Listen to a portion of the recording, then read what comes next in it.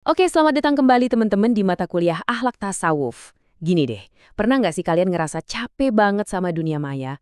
Dengan semua drama, semua tekanan buat kelihatan sempurna? Nah, minggu ini kita bakal coba cari jawabannya dari ajaran-ajaran klasik buat kegelisahan kita yang super modern ini. Yuk, kita jujur-jujuran aja. Siapa sih yang nggak pernah ngerasain? Itu loh, rasa hampa setelah berjam-jam scrolling nggak jelas atau rasa cemas nungguin likes dan komen. Nah, slide ini benar-benar nangkep inti masalah kita sekarang. Degradasi moral yang anehnya makin dianggap normal gara-gara teknologi. Hal ini ya, membawa kita ke sebuah pertanyaan fundamental. Pertanyaan yang sebenarnya udah ada dari ribuan tahun lalu, tapi sekarang jadi relevan banget. Di tengah dunia digital yang serba riuh ini, gimana caranya kita nentuin mana yang benar-benar baik dan mana yang buruk? Yuk kita bongkar sama-sama fondasinya. Oke, sebelum kita jawab pertanyaan gede tadi, kita perlu samain frekuensi dulu. Penting banget ini, karena dalam diskusi kita nanti, kata-kata kayak etika, moral, sama akhlak itu, well, mereka bukan sinonim. Masing-masing punya makna yang spesifik dan beda banget. Coba deh perhatikan tabel ini. Ini bukan sekedar daftar definisi ya, tapi ini kayak peta sumber otoritas. Lihat, etika itu dasarnya akal pikiran, logika filosofis. Jadi bisa beda-beda antar pemikir. Terus, moral. Ini dasarnya adat atau kebiasaan masyarakat. Apa yang sopan di sini, belum tentu sopan di tempat lain kan? Nah, beda banget sama akhlak. Akhlak itu jangkarnya, sumbernya adalah wahyu. Sesuatu yang kita anggap absolut. Nah, ini dia nih titik pembedanya yang paling krusial. Standar etika sama moral itu bisa banget geser. Coba bayangin deh, pandangan masyarakat soal banyak hal 50 tahun lalu sama sekarang beda jauh kan? Tapi, dalam kerangka akhlak, prinsip kayak jujur atau adil itu dianggap gak akan berubah. Kenapa? Karena sumbernya dari wahyu ilahi yang dipandang absolut dan universal. Oke, sekarang kita udah paham bedanya. Saatnya kita masuk ke arena utama, ke jantung perdebatan besar dalam pemikiran Islam.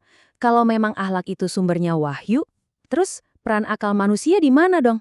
Nah, disinilah para pemikir besar kita dulu bertarung ide, dan dari situ muncul 3 aliran utama. Di sini kita langsung lihat ada 2 kubu yang berseberangan.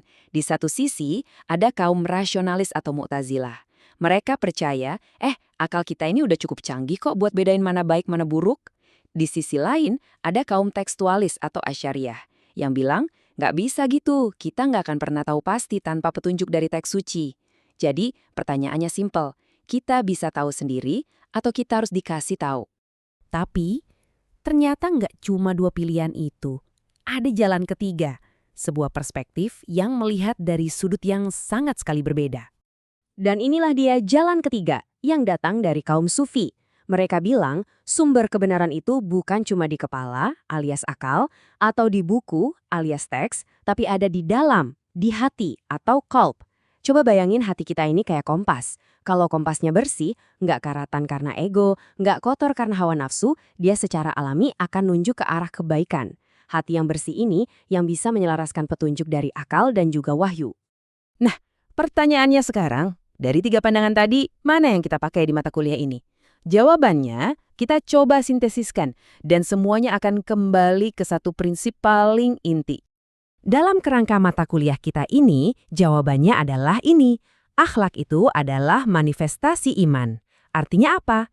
Artinya, perbuatan baik itu bukan sekedar soal ngikutin aturan sosial atau logika, tapi cerminan langsung dari keyakinan kita pada tauhid, pada keesaan Tuhan.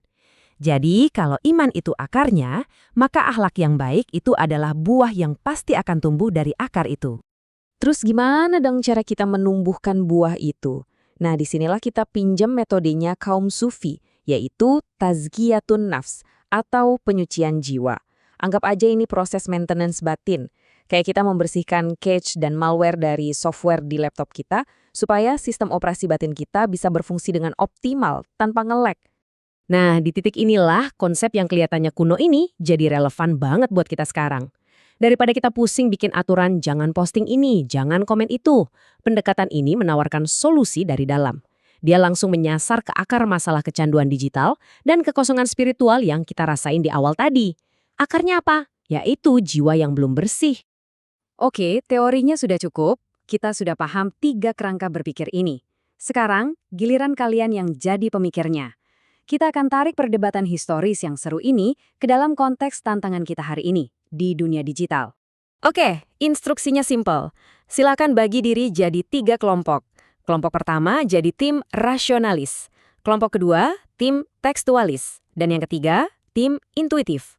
Tugasnya, coba analisis krisis moral digital yang kita bahas di awal tadi, tapi pakai kacamata kelompok kalian masing-masing. Setelah itu, siapkan argumen terbaik kalian untuk kita perdebatkan.